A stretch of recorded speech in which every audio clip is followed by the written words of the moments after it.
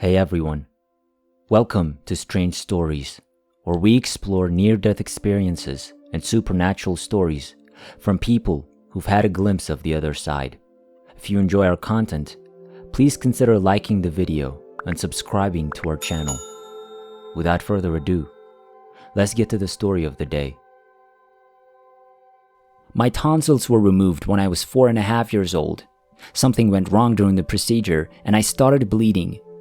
During the surgery, all I remember seeing was a brilliant, warm white light. I awoke from the anesthesia in the presence of my parents. I could see concern in their eyes.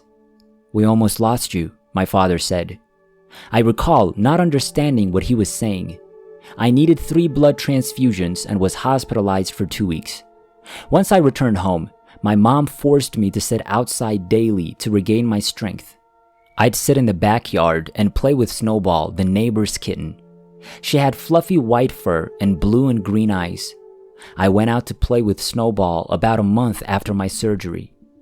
I discovered her lying on her back in the tall grass. A yellow jacket flew in and out of her open mouth, making her stiff and cold. I dashed back into the house to find Mom. Mom brought me back into the house after one look at Snowball. My mother then attempted to explain to me the concept of death. She instructed me to think of flowers that sprout from seeds in the spring and grow to be strong and beautiful in the summer, and how they wilt and dry up in the autumn before disappearing in the winter. She stated that this occurs in all living things, and that if all living things did not die, there would be no room for new flowers, kittens, or even people. I said yes when she asked if I understood, but I could tell she was uncomfortable with the subject, so I didn't ask her any questions. But I had a hefty one. I knew my body would eventually wear out and stop working, but what about my mind, my thoughts? You know, the essence of who I am. Mom never mentioned the concept of a soul, but my 4-year-old mind knew I was more than just a body. I spent the rest of the day wrestling with the idea that one day I would simply cease to exist. It seemed impossible to me that all of me could be extinguished like a candle flame in an instant. That night in bed, I couldn't stop thinking about dying. I was upset and rubbed my eyes, pressing my eyelids tightly together. I felt myself shoot out of the top of my head all of a sudden. I found myself adrift in pitch blackness. My body lacked definition, if you can call it that. I felt as if I were made of clouds. I was not afraid, even though I was in complete darkness. After a while, I became aware of something to my left, below me. When I looked down, I noticed a large blue ball turning slowly. I noticed rays of sunlight reflecting off blue water and brown soil. Large white clouds hung over the entire scene. I realized I was looking at the earth.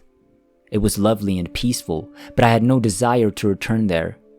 In fact, I felt rather detached from the entire image. I enjoyed looking at the earth, but I had no emotional attachment to it. Time seemed to slow down, but after a while, I became aware of something to my right, above me. When I looked up, I saw a beautiful golden staircase backlit by the most spectacular, warm, golden white light imaginable. Words cannot describe how breathtakingly fantastic it was. I could see intricate carvings in the gold even though I wasn't close to the stairs. I wanted to get closer to the staircase, and as soon as I thought of it, I began to float over to it.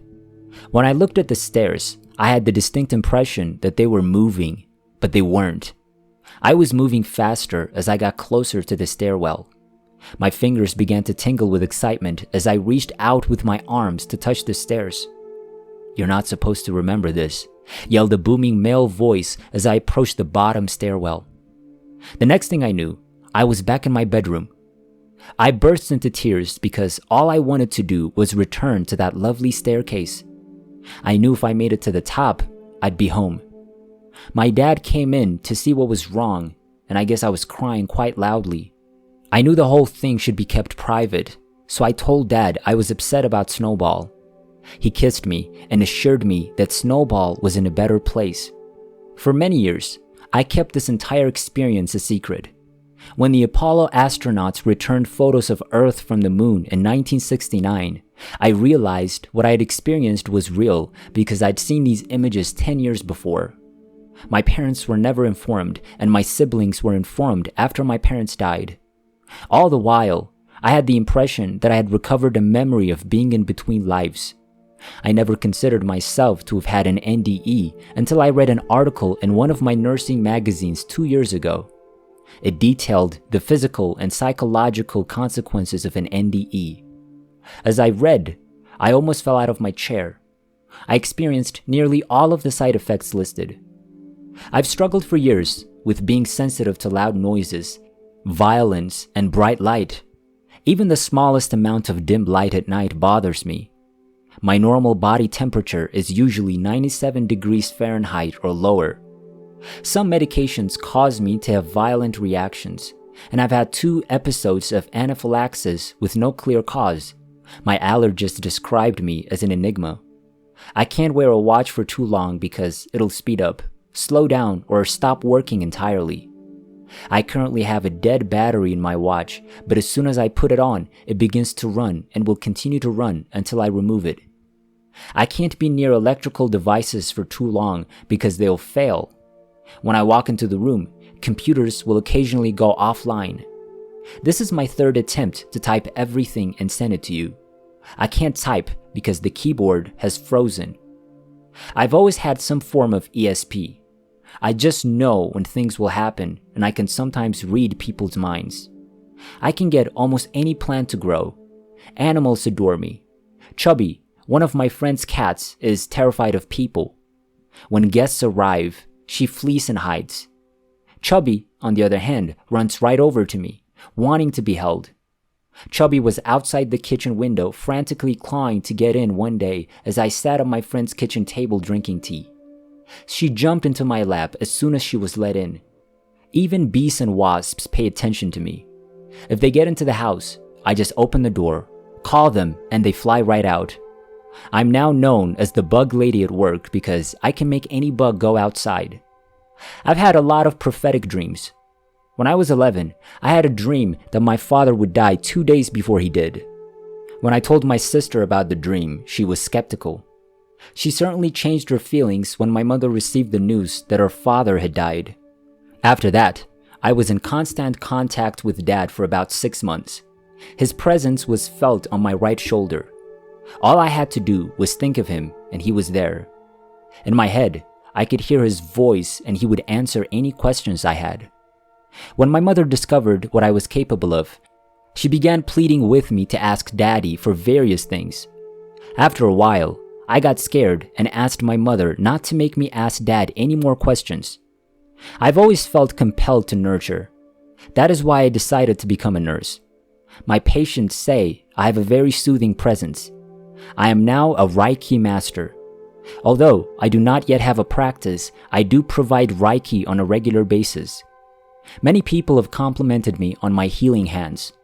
I once gave Reiki to an autistic girl who'd lost her ability to communicate. I promised to do my best to make her feel better. I had my hands on her head for a few minutes when she grabbed them and yanked them off.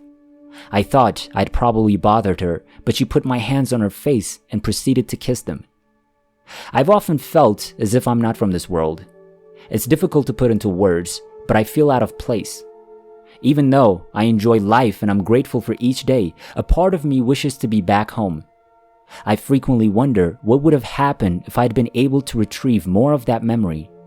It was so frustrating to be so close to ascending the stairs, only to be yelled at and returned to my body. I've tried several times to return to that memory, but I can't get past that booming voice. Oh well, maybe someday.